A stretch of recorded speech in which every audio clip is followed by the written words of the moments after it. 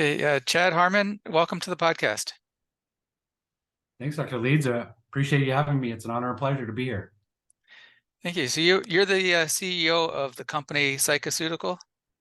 Yes, sir. So yeah, tell us a little bit about what you do there. Sure. We're a bioscience company really focused on mental health treatments, utilizing psychedelic medicines as our lead compounds.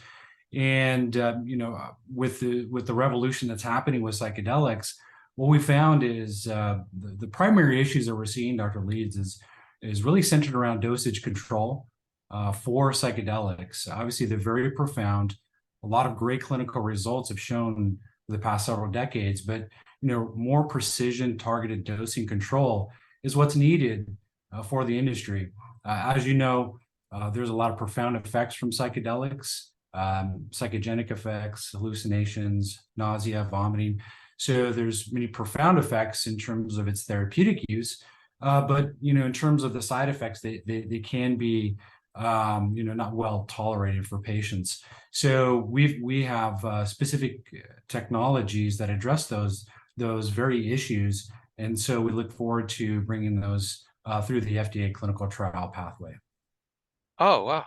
Wow. And when you say psychedelics, is that I mean they're all a little bit different, everything from LSD to psilocybin, MDMA, what are the other ones? Ayahuasca, ibogaine, ketamine, like each one has like its own unique properties and maybe like different ones are useful for different conditions or are better for one condition than another.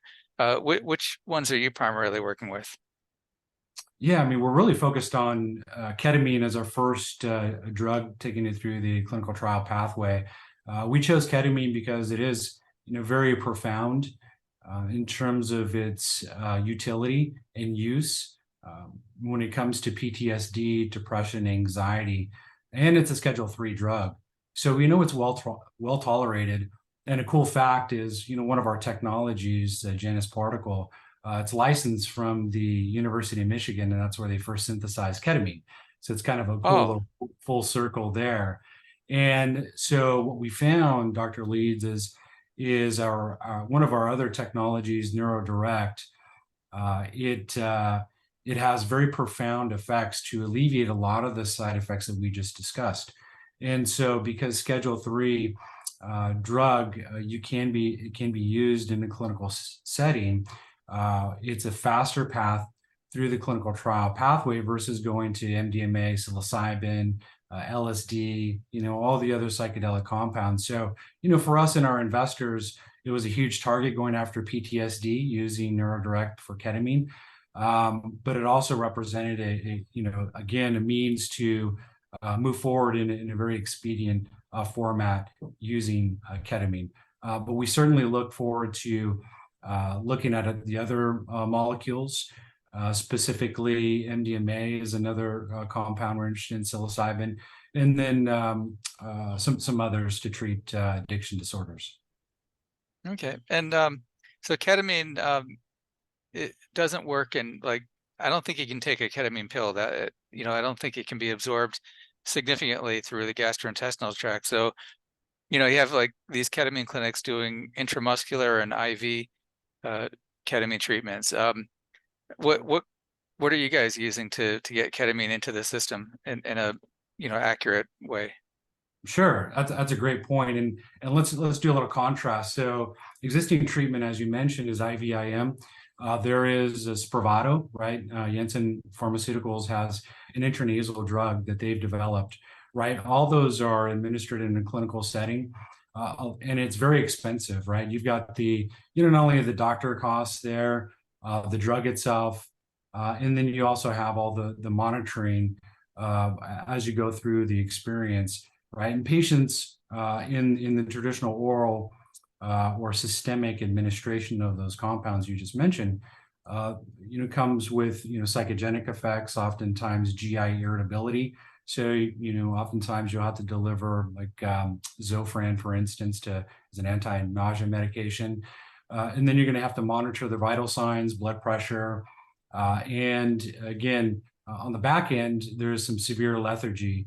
And then, patients have to be, oftentimes driven to and from those appointments. So it's a very cumbersome way of administering ketamine. Obviously, very, very profound effects from that. But it's a very expensive cost of care model. And so what we're going to be doing is we have a topical administration of ketamine, which it's new. And so what we're doing is a completely, instead of using a systemic format of delivery, we're using what's considered a non-systemic, meaning it's not going into the bloodstream.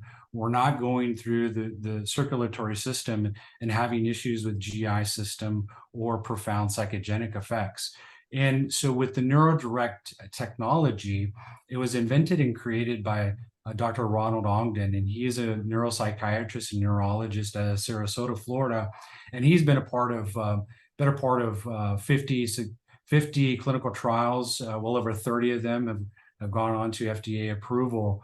And so in his practice, what he was looking for, Dr. Leeds, is the ability to bypass a lot of the systemic side effects of traditional neurological medications. And so what he found was that if he placed a neuroeffective compound in a topical cream format at the back of the neck at the hairline, and only that spot on the body, he found profound effects. And so meaning that if he, in his first drug that he brought to market, but he patented, was for sumatriptan for severe migraines.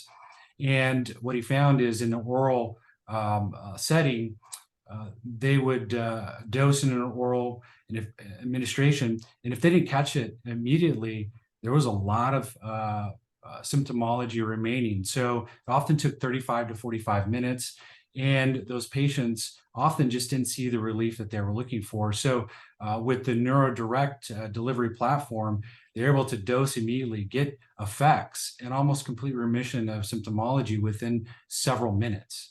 So now take that same administration, you take it into the IV, or you take it into ketamine, and with a topical administration within several minutes, and he's been dosing patients with the Neurodirect ketamine in off-label format for the better part of a year and a half.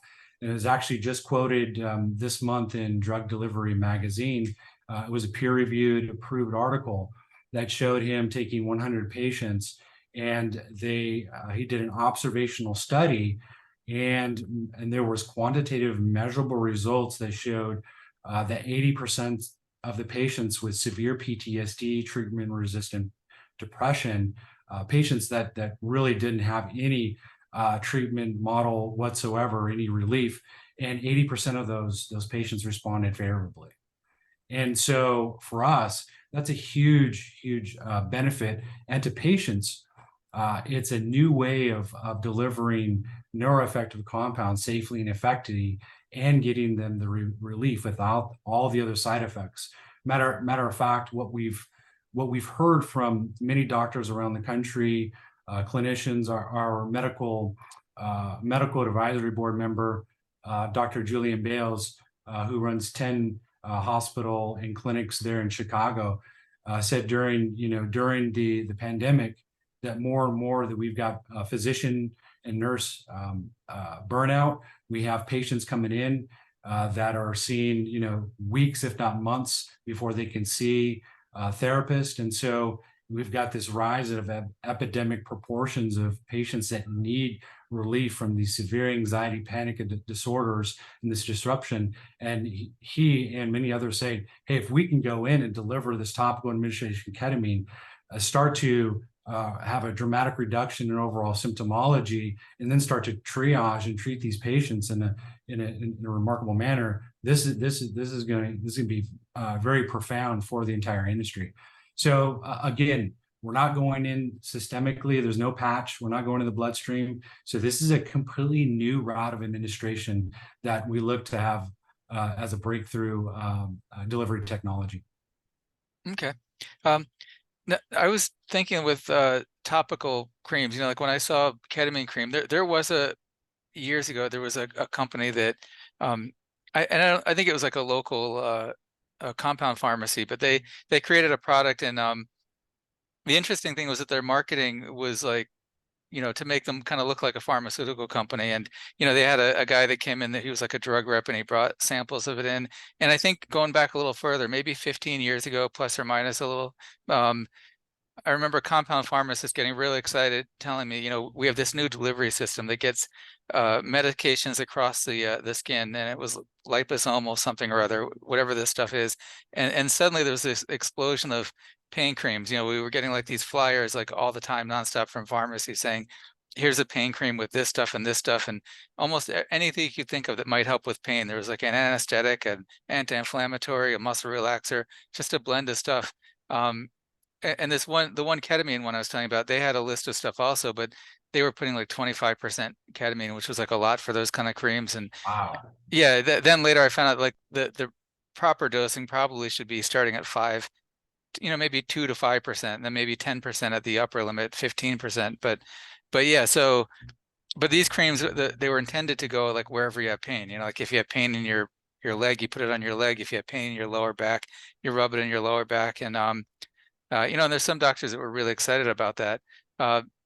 So is this not the same thing as those kind of muscle pain creams, and those kind of things? Is this a different kind of a delivery system? Sure. Yeah. I mean, it certainly can handle, pain. But and I think what we have is specific to the location and where it's administered. So Yeah, we have a method of use patent that precludes or prevents individuals from applying any compound at the back of the neck of their hairline, basically that C3, C4 area. So that if anybody markets or sells that specific area on a drug label, or tells an individual to apply it there at that region, then that infringes on our patent.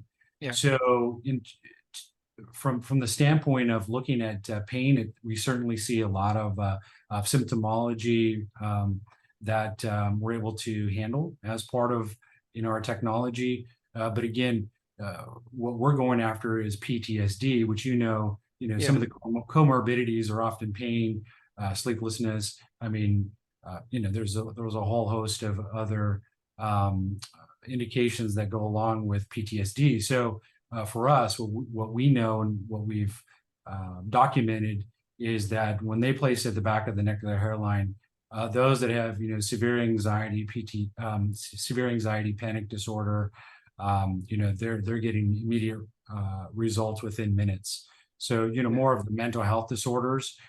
We are looking at CRPS as another indication to go after, and we've yeah. seen 25 patients have immediate response to the administration. Yeah, and I should point out, I mean, just there's compound pharmacies that do all kinds of crazy things, with what they have, and that doesn't necessarily make it a good idea. Like you had mentioned, Spravato, the nasal spray that has the S-ketamine isomer in it, and it's very strict. I looked it up to see, like, could I administer this at my office? And I mean, you have to like register the pharmacy, the doctor, the patient. It's a very thorough system to make sure that everybody is safe. And then there's a compound pharmacy that's like, oh yeah, we'll make a nasal spray. Like, oh, okay, well, hopefully everything goes okay with that, because FDA approval does mean something. And the other thing is insurance. Insurance typically doesn't want to pay for off-label things. Right.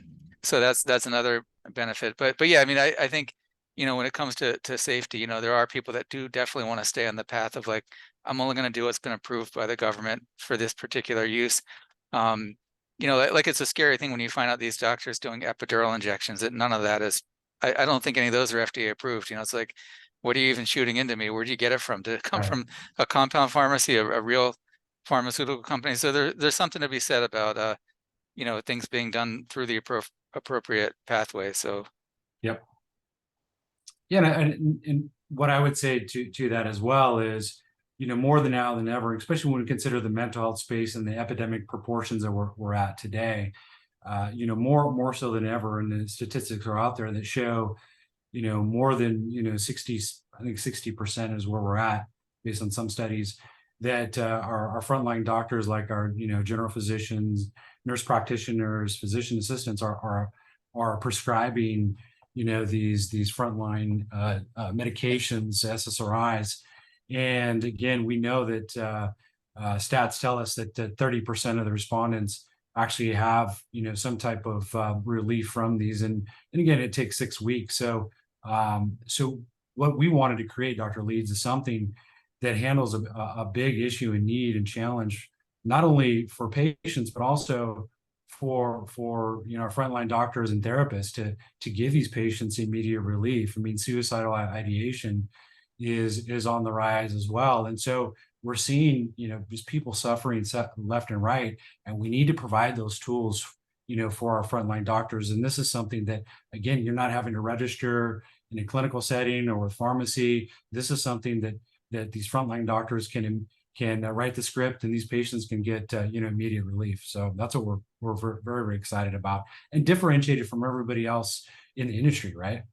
Yeah. So that's also that's a huge thing. I mean, because like I said, when I looked up how can I give a patient Spravato, that it was just, there's no way I'm going to go through all that. And so then the next step is like, do I want to send the patient to a ketamine clinic? I mean, I don't know. I don't really know the clinics around here. They're popping up everywhere, and and it's a little bit scary saying, okay, go get an IV at this clinic. So you're saying that this is something that would a doctor order it, or would they would write a prescription and they go to a pharmacy and pick it up, and do they bring it back to the doctor to get it administered? Do they do it at home? I mean, how does it work?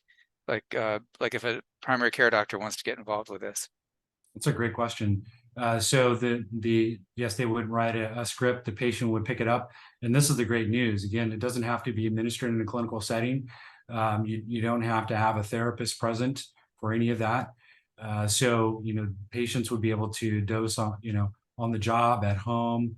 Dr. Ongdon has even had patients that have severe anxiety or panic attacks when they get into crowded spaces, or they're on the freeway and there's a ton of traffic and they're stopped.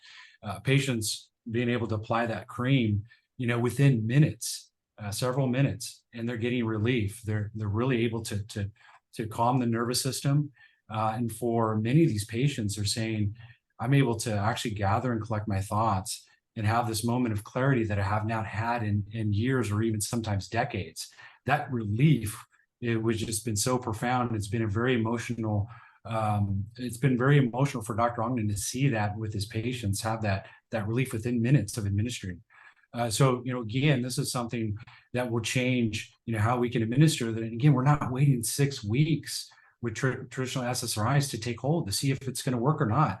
And as you know, Dr. Leeds, many of these SRIs are administered, and then oftentimes they'll start to lose their effectiveness over time, and then you've got to switch them to something completely different here. So what we hope and anticipate through the clinical trials is these patients are getting relief, and then they can taper off, and it's really as an as needed basis that they'd be able to use this medication.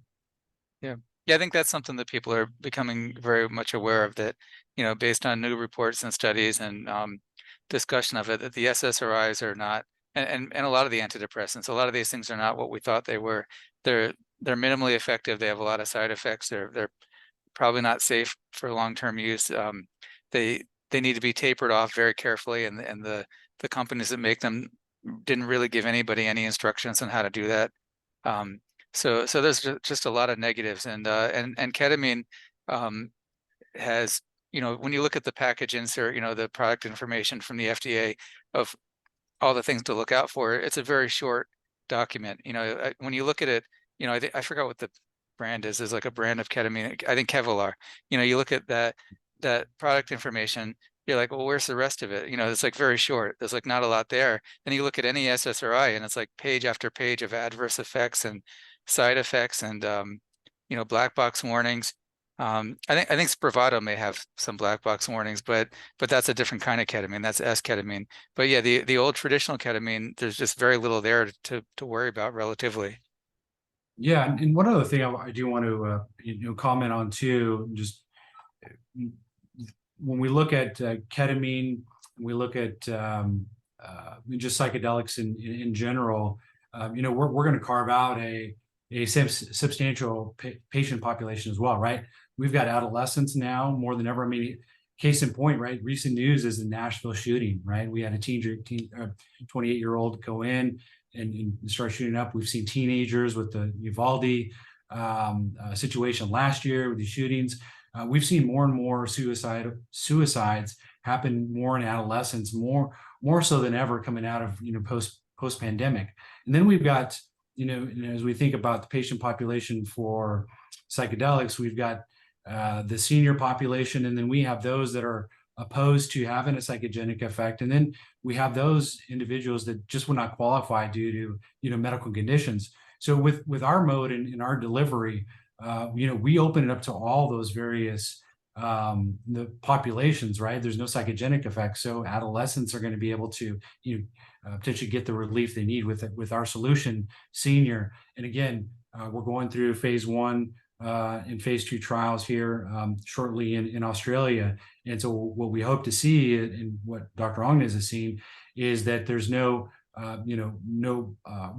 what he has seen in the office is an actual a reversal with ketamine. There's a spike in blood pressure that occurs, so cardiotoxic effects can take hold, and is one of the side effects. Well, what he has seen is actually, because it's so anti-anxiety, ketamine, we've seen a reversal in the topical administration to see that it start to normalize blood pressure levels. So now we're starting to really encompass everybody in that patient population. So we're not hopefully going to have the ability to be able to dose anybody and everybody, right? Oh, okay. And I want to go back to something you mentioned. If someone is having a lot of anxiety because they're stuck in a traffic jam, if you go to a ketamine clinic, they tell you you can't drive. You need someone to pick you up at the clinic and drive you home in 24 hours, no driving. So there's no restriction with this. No, not with what Dr. Ongdon has seen.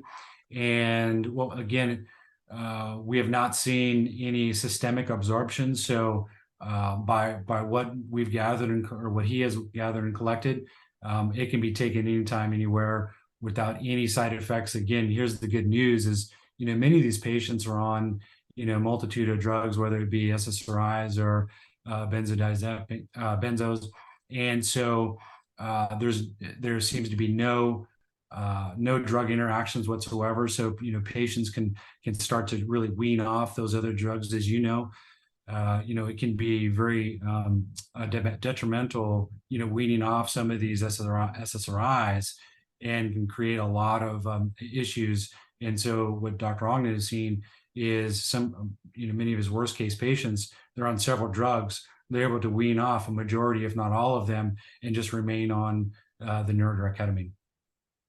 Okay. Is this something that we'll be able to get like for example, at Walgreens? Yes, that's what we're going through that process with the FDA. Yes. Okay, so it's not like a specialty pharmacy. It's like pretty much your neighborhood corner pharmacy, whether Yep. it's one of the big chains or independent. Like it's okay. And what is the manufacturing like with this? I mean, I don't know how that works, but I know like people like when you go into like I said, one of these compound pharmacies, at the best, they may have like a little lab behind a glass window, and there's a guy mixing stuff up, and you hope he's having a good day and whatever. But that's you guys are like kind of probably equivalent to like a a real pharmaceutical company. Like we have like these companies, and I know there's one in Florida, like IVAX or something in Miami, that they make like a whole bunch of generic drugs and whatever. But that's a whole different thing compared to like a little pharmacy making stuff. Yeah, I mean, it'll really go to a CDMO. I mean, it'll go to much similar to a large pharma company like Lilly, Johnson and Johnson. So it'll go to an FDA CDMO where they will make sure that it's following strict guidelines in terms of making sure the product is safe, shelf stability, that it is consistent in terms of overall quality. It is going to be in a FDA approved metered dose bottle. So every pump will have the same milligram dosage for each pump.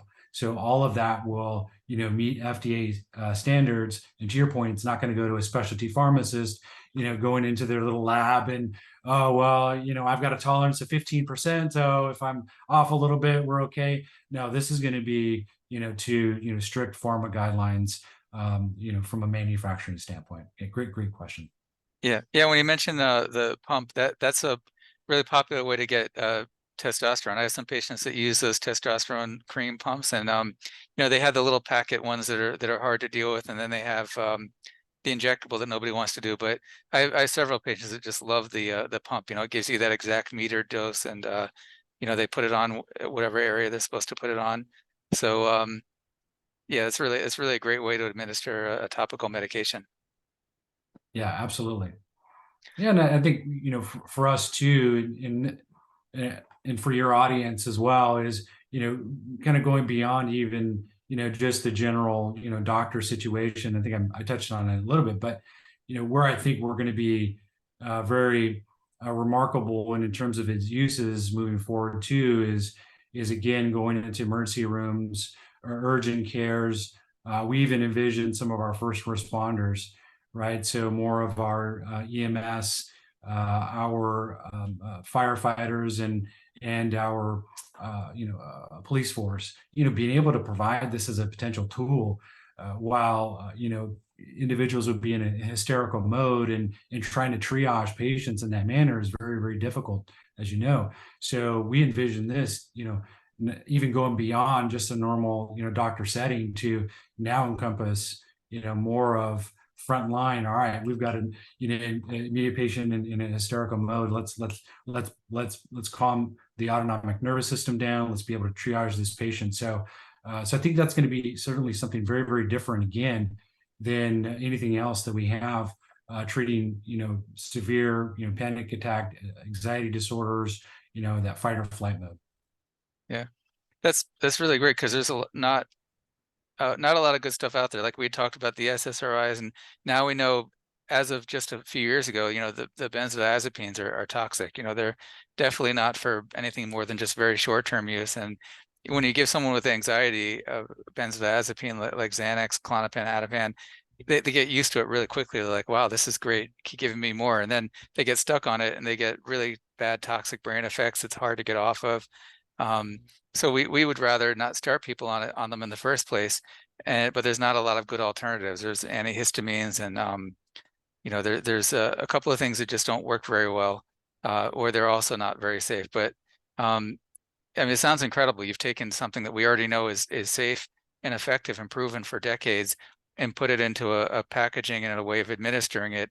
Another thing that comes to mind is, a lot of people talk about microdosing with the psychedelics, although none of them are really legal. But I hear people talking about, microdosing with psilocybin, taking below the amount that would have any kind of noticeable effect, but they still feel like there's some benefit from it. And then you hear about Hollywood people and celebrities microdosing LSD and taking something far below what they would get a psychedelic effect from. So it seems like you're actually bringing some of those benefits to the market. Like, you may be the first one out there. There's companies talking about, like, someday when psilocybin's legal, we'll have a thing for it. But you're already on the path. Like, how soon can we expect to see this? Yeah, so we're going through phase 1 and phase 2 trials in Australia, as mentioned earlier. So phase 1 is commencing May 1st, and then in Q3, early Q4, we're starting phase 2. And so what we expect is that'll take about a year, and then in parallel, we'll be working on our phase 3. So 2025 timeframe. So it depends on, obviously, the results of phase 2, where we land there.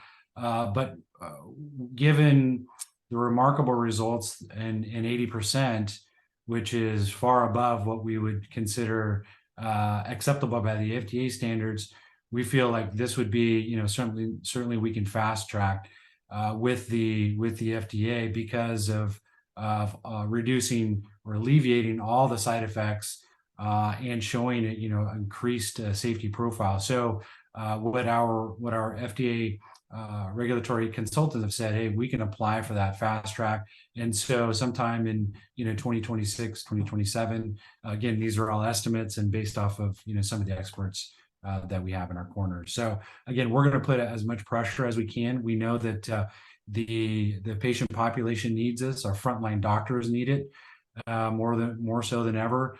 So we feel like we have something, that's very valuable. And again, the VA, we're, one of our patent holders is a former Navy SEAL.